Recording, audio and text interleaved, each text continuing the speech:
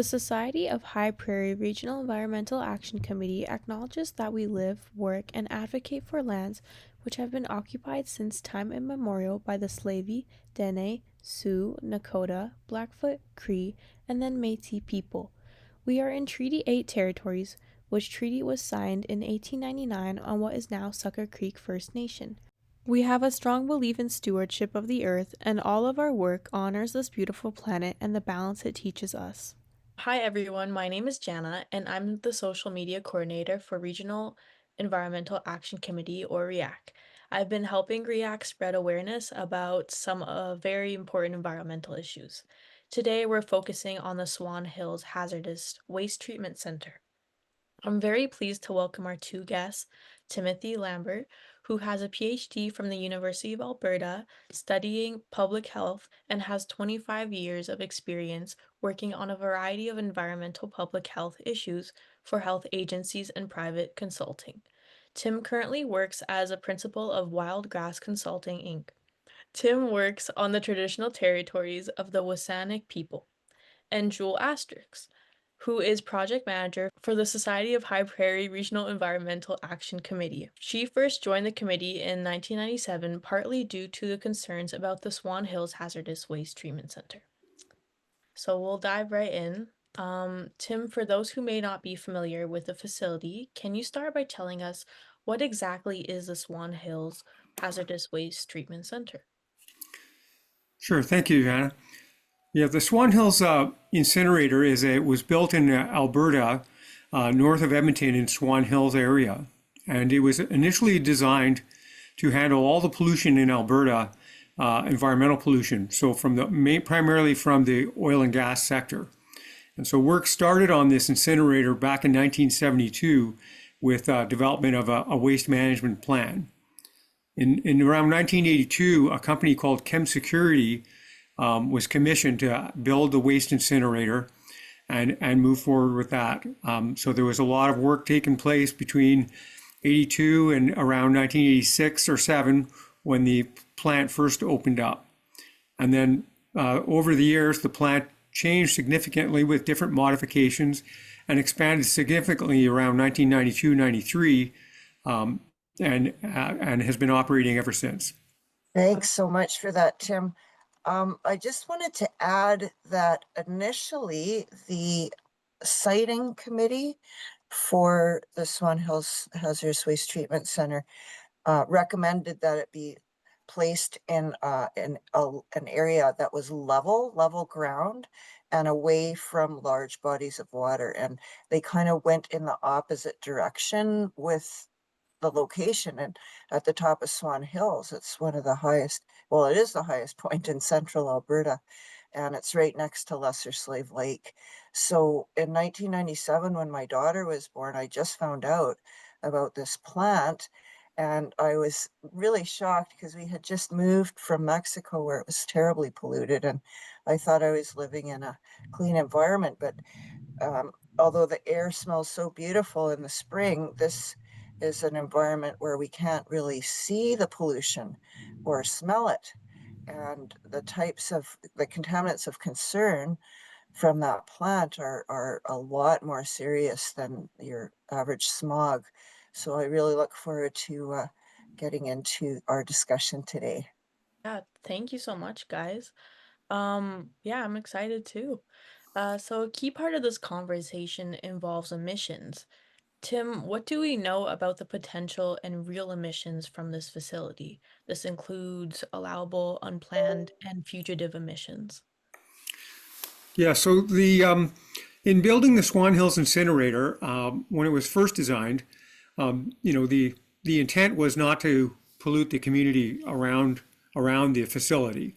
And so to do that, there was a number of what we would call risk assessments that were done and air dispersion modeling, trying to see what would happen. And those assumed, the plant controls were working, the stacks were being scrubbed of contaminants. And so really it suggested there would be very minimal contamination of the environment. But what was found out fairly early on with the facility is there was a lot of fugitive emissions. And these are emissions that are going out into the community off the site not through the stack. And so they found when they were transferring the contaminated material to different places on the facility, there was releases there. There was releases in other places of this. And then there was also the low-level releases out of the stack itself. And so to find out that these were actually real emissions, there was observations early on, right from the beginning, of contamination in the community around the site itself. In addition to fugitive emissions, there's also been some accidents at the plant. And in particular, in 1996, there was a really significant accident with one of the furnaces blew up, and it released a significant amount of pollution, like almost a year of worth of pollution in one day. So it's been known that there's been there, and subsequent studies after the fact have shown that there's ongoing emissions from the facility every day for the whole time it's operated. And so there's a continual release of contamination into the community since the beginning, and even the latest monitoring results from a company that did them in 2023 show that this contamination of the environment has continued. Just to add a little bit to that is, as part of their approval to operate, they're allowed to release 0.00001% of whatever they burn. And because they're mainly burning PCBs, that's their specialty, which are hopefully almost all gone now, but they took care of all the PCBs from the Dewey Decimal line, all the military installs up north, and thousands of tons of PCBs. Over the course of the 40 some years the plant has been operating, they've released at least 400 kilograms of highly toxic particulate matter. And that's based on not that number I just said with the 4 zeros, but 0.00005 zeros and a 1%, which is what the companies have always claimed. And I say companies because they've switched since Chem Securities at the beginning that Tim stated. There's been at least 4 or 5 different ones contracted to run the plant, and many more unplanned releases, including in 2009, which shut the plant down for a full year and millions in damages. Again, it was a incinerator explosion. We have some more information about that one. But yeah, there are emissions, and aside from PCBs, whatever they're burning, there's 0.00001% of it going up into the air. At least that's the allowable emissions. That's not to speak of those unplanned explosions and the fugitive emissions that Tim described. Wow, yeah, that's a crucial breakdown needed of the types of emissions and what's going on out there, for sure. So Jule, REAC members have been following this issue for decades, and a major concern is how far these emissions can possibly have traveled. What can you tell us about the long-standing community concerns regarding the emission spread? Right. Well, back in 1999, REAC helped spread a petition to prevent the import of international hazardous waste to Swan Hills. They figured they wanted more, and we did not agree with that idea. And actually, I think it was Canadian Environment Network ended up sending me to Ottawa to the Committee for Environmental Cooperation to have a meeting about the international transport of hazardous waste. And it turns out nobody wants to transport hazardous. It's hazardous. You don't want to transport it. You have to treat it as close as possible to where it was made. We can't be flying this stuff and shipping this stuff around the world. And that ended up with the Basel Conventions, I think they're called, where it's illegal now to transport hazardous waste. So that's not a thing anymore. And I feel really good about that. But we supported keepers of the Athabasca and now keepers of the water in challenging the approval for the plant to operate, because we feel like they're not doing monitoring far enough afield. They do monitoring just right around their fence line and a little bit away from it. But there was some lake sediment core samples in Lesser Slave Lake that were done that appear to show effects in the lake 70 kilometers away. And there's a lot of questions. I know I presented to the town of Athabasca and the municipality of Athabasca, a lot of concern from them. They're downwind. They are to the east of directly to the east of the plant. And so that is our question. And that is why we tried to help keepers of the water to challenge their approval. We'd like some funding to do monitoring much further away than what has been done. There's suggestions that the emissions have traveled a lot further than where they're monitoring. So that's the basis of our concerns. Yeah. Yeah, trying to just spread that out there. How far did it go? We don't know. That's what we need to know. Yeah. And then the other thing, oh, yeah, I think that's our next question is about re-release or revolatilization, which we just learned about this year from Tim. So, yeah, that's a real concern too. Yeah, yeah. Well, leading into that question there, Tim, given the ongoing concern about the distance, can you describe the ways or methods that are used to find out how far these emissions actually travel from the site? Sure, that's a very good question. So there's been a couple of studies already. So we mentioned air dispersion modeling at the very beginning, and so that was those are provide a crude estimate of where the emissions may go, because there's a lot of assumptions in that. First, you have to decide how much material you're planning on releasing, and then you use a model that tells you how far the wind will take it. And so that'll provide an estimate. But probably the best way to determine what's going on is using empirical data to find out where things are going. And so there's been a few studies that have taken place already along those lines. One thing that's of note is that Alberta Health, when they were after the release of the plant explosion in 1996, they studied the wildlife and fish in the area, and so to see if there's an increase in contaminants in the wildlife and the fish, and they observed that the PCBs, dioxins, and were observed to and in deer were shown to actually show high concentration around the plant, and then out to 10 kilometers they were able to see the contamination in the deer. And so it's really high near the plant, and then it decreases out to they observed out to 10 kilometers. And then that's a very clear indication that the plant is the source. There was a study published in 2003 from a group from the University of Alberta under the name Blaze, and also included Dr. Schindler, looking at the contaminants. And they measured pollutants in the environment, and they showed the similar kind of relationship with high contaminant levels in snow and in vegetation, near the site.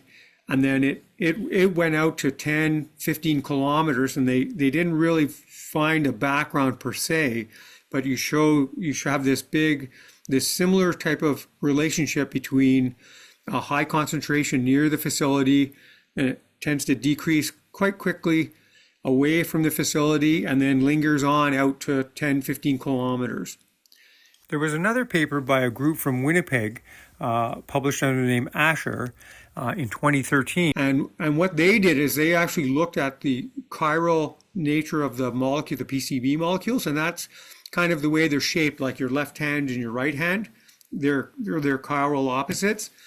And so they were able to show by looking at these that it's ongoing pollution from the site, from the facility that's contaminating the environment every year, rather than a result of the big explosion in 1996. So these low-level emissions are coming off the facility. And similar to the paper by Asher and Alberta Environment, they showed this inverse relationship of high concentrations near the facility and then going out. And then most recently, there's been a recent report of an annual monitoring report that comes out, and that has shown similar results from the facility as well. So you have this all through the years, this emissions coming from the plant, and we can empirically measure how far it's there. Now, to try and find the definitive distance it's gone is quite complex, and Jule mentioned a way of looking at sediment core samples in lakes and stuff that may give an indication, and that's probably the best way. It's, air monitoring is also a way to try and figure out how it's done. If you have, air monitoring in the stack and air monitoring at the site boundaries, and then air monitors out in the community, but it's complicated to try and measure that stuff, but that gives an indication as well. That's very interesting. And like on how far this travels, it's concerning. Um, while moving on from environmental spread to human impact, are there any potential health concerns associated with the SHHWTC for short emissions? And Tim, maybe you can start with general scientific perspectives. Yeah, so there's there's been a lot of concern around the health effects with respect to the Swan Hills incinerator, and that's largely as a result it initiated because of that big plant explosion in 1996, and so that raised a lot of concern, and as a result of that, Alberta Health conducted a lot of studies on moose and trout, and evaluating the contaminants in them to try and see if through eating it, eating fish or deer or other animals, you would potentially have a health concern. So as a result of that, they initiated initially a health advisory to limit people's consumption for 30 kilometers around the facility, to try and address that concern by measuring because of the contaminant levels. And then in 2012, that was reduced to 15 kilometers, which generally captures the area where the emissions have been empirically measured in the environment. And so the health effects itself are quite complex to understand. It's a complex mixture of chemicals, and so there's not thought to be any health concerns if you follow the health advisory and the low consumption level. And so that's the main thing. And so we're talking about potentially reproductive health effects for PCBs or neurological effects, and with dioxins you can potentially have some cancer effects. But again, I want to just make sure that people are not overly alarmed, and that at the low levels there's considered to be a low health risk there. It's not no health risk, but there's a low level health risk that people should be concerned. It's not an acute health risk of people need to be, concerned about like that, what you get from other things. And there's other health risks in the area that exacerbate this, like forest fire smoke, which we'll get into in a minute. So, but that's why their health advisory was in place, to try and make sure that there's no health effects from people consuming fish or meat. Yeah, for sure. I know Alberta Health did a study, but also Lesser Slave Lake Indian Regional Council and Health Canada did a study of people, specifically the membership of the 5 First Nations that are around Lesser Slave Lake. And they're especially interested in people with long hair, because that's where you can find kind of like tree rings, I guess, or like sediment core samples. You can find like the years in the hair. I don't know. I'm not the expert, but some of our membership did bring their study results back to our meeting, and they were very interested to share them, and also very interested to show us that the contaminants of concern were in their hair. They were found. So that is among people that live 70 kilometers away at least. That's as the crow flies between the plant and, I'm going to say, Swan River First Nation. Drift pile is even further. And Sucker Creek, where 2 members brought their results to our meeting, Sucker Creek First Nation is much further than that. So that just adds to our concerns. And the concerns that our membership have brought forward have mainly been about cancers, and especially childhood cancers, because it's just always so devastating when the little ones get cancer, because they're not supposed to, that there's something wrong if the little ones are getting cancer. So yeah, that's the main thing. Also, people have brought up brain tumors. Seems to be a lot of those. We don't know. We did ask Alberta Health, and we tried to work on a health study, but it just didn't work out. We didn't have capacity to keep pushing for that. So we're still trying to help keepers of the water to do their thing and get some money for these proposed lake sediment core samples further afield than other people have tested in the past. Thank you so much, Jule. That really connects these things to the community, and it's a pattern, definitely. It's sad. I guess that brings me to my final question. So an environmental factor that has unfortunately become more common in recent years, wildfires. Tim, what can you tell us about the risk of revolatilization or the re-release of these emissions during a forest fire? Yeah, that's that's you know a challenge that has is actually been recognized for quite some time. And Jule and I just did a conference with the on looking at this issue, that they presented a bunch of new information around this issue. But it's been noted in the Swan Hills area, for some time, of the potential of revolatilization of the contamination. And of interest, so when the fire comes, and if the metals or PCBs are in the vegetation and it catches fire, it releases it into the air again and then comes down again. And that is what we're referring to as revolatilization of the contaminants. And interestingly, in the last sampling report in 2023, it was actually noted that they thought that the concentration in one of the areas in Swan Hills was increased from the forest fires in 2000 and 2023.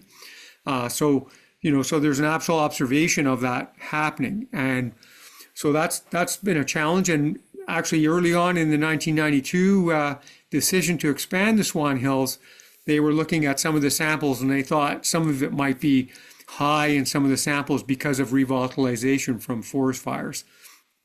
So this is a challenge going on, and it would be a challenge if the fire got closer to the plant where the contaminant levels are higher than in the area. And it should be noted that forest fires are pretty toxic already. And so this will add a little bit more to the toxicity when you start thinking about adding in different chemicals into the mix.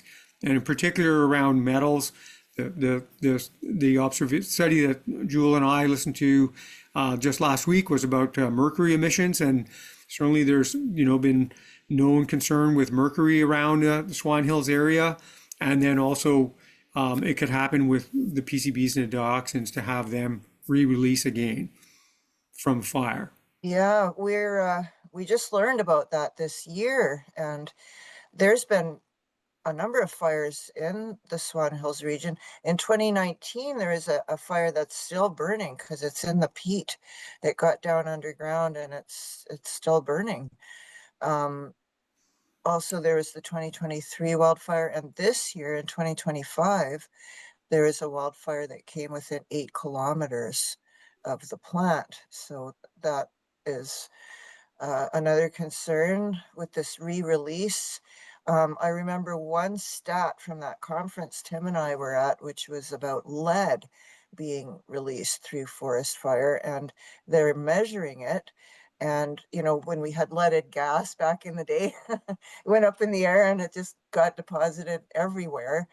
And so now with our increased forest fires, the scientist, I forget which university he was from, he said that the estimate is 4 tons a year of lead is being re-released due to forest fire worldwide.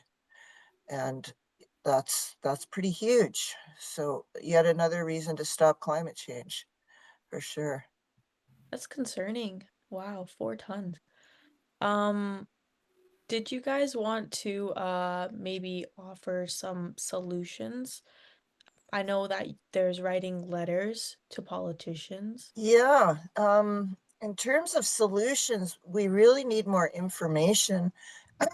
That's why we're working with Tim to, and also with Keepers of the Water to see if we can get funding to do those tests. Right now, it's kind of hard to write to politicians except to say we're concerned. But if there's a specific thing that, like if we find in lake sediment core samples in Island Lake, for example, near Athabasca, which is one of the lakes we propose to sample, excuse me, then we can say, oh, look, there's this over here. Where else is it? Something must be done. But the other thing is that the plant is really slowed down a lot. There's most of the PCBs, which was their specialty, have already been incinerated, and the law in Canada says that any PCB waste has to be incinerated by the end of this year, 2025. So aside from PCB waste, their approval is also for medical waste. And right now, from what I understand, this could be wrong. They're having a meeting later this month that we hope to get some REAC folks to. Their annual stakeholder meeting. From what I understand, they're only operating a few weeks a year now because of the decreased volumes, but that's to be confirmed. But yeah, we need more information, and we need a better understanding of how this works. And it's not just for us, it's for future generations too. If this stuff is getting revolatilized by wildfire, then that's an important factor too, and where you're going to site this kind of facility if you ever do have a hazardous waste incinerator again. Maybe not. Maybe it's not such a good idea. Maybe source reduction that we're always pushing for. Use less hazardous materials. Then you won't have such hazardous waste. That maybe that will come about, and we won't need hazardous waste incinerators in the future. But for now, we just need more information. We're kind of running blind here. Jenna, I think it would be very valuable to, if there was studies done working with the community to have a better understanding of the fish and wildlife contamination that's there now. The Alberta Health Advisory was last updated, as far as I understand, back in 2013. So perhaps there could be a study done with the local residents to understand, what the levels are and the contaminants in the wildlife and fish in the area, and maybe actually, study broader so we can find out, if what makes sense for everybody to be involved, and perhaps even a program where people can bring their fish in and get some samples done so they're aware, because it's maybe not the same for every fish. So you can take in some fish and find out what's going on and understand what's happening in different lakes and see, so people have a little bit more knowledge of what to do. There's been a new initiative in Canada that come out this year, 2025, and it's called the Implementation Framework Respecting the Right for a Healthy Environment. And so perhaps this is an important thing to for people in the Swan Hills area, that this is done to, exercise their right to have a healthy environment. And that's a way to go forward in future. And key to that is having people involved, meaningful involvement in the process, and making sure people have access to all the information, and making sure that, if the plant's going to close down, that the responsibility for the contaminations in the community is properly addressed into the future. Yeah, thank you so much. I think, yeah, these impact livelihoods and future generations for sure. So, a definite update um, on The that health, information is needed. Yeah, 100%.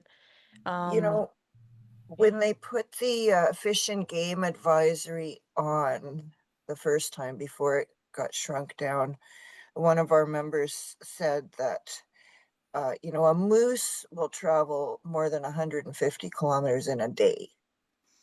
So, what is that really?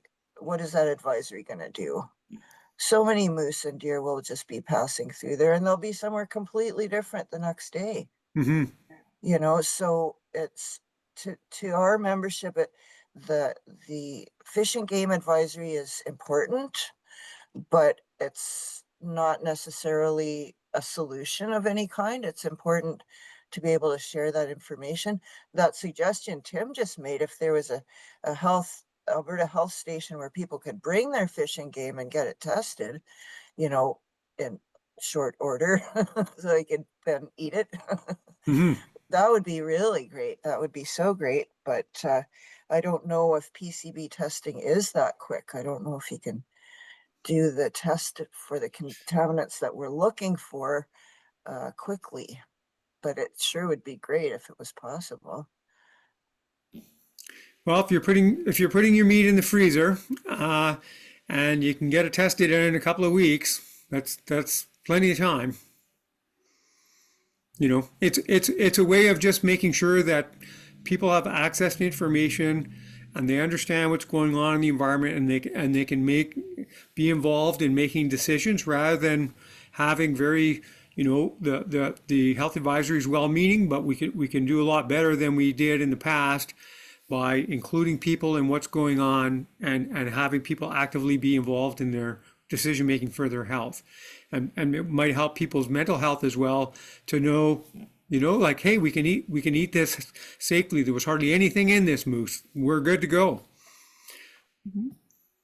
Yeah, yeah, we've heard from a lot of trappers and people that have found animals with lesions or tumors and fish, and they were giving them to Lesser Slave Lake Indian Regional Council for a long time, for 10 years after they won their approval challenge. They were funded to do monitoring, and that's what they asked everyone to bring their suspect animals to them, and more information is certainly warranted when it comes to, and a lot of people eat country food in this area. Mm-hmm. Most people actually eat a little bit of country food here and there, so it's important to stay informed and keep up on these contaminants of concern. yeah, it's their livelihood. They should have a say in it for sure. Yeah. Well, Tim and Jule, this has been an incredibly insightful, and it provided so much valuable context for our audience and REACT members.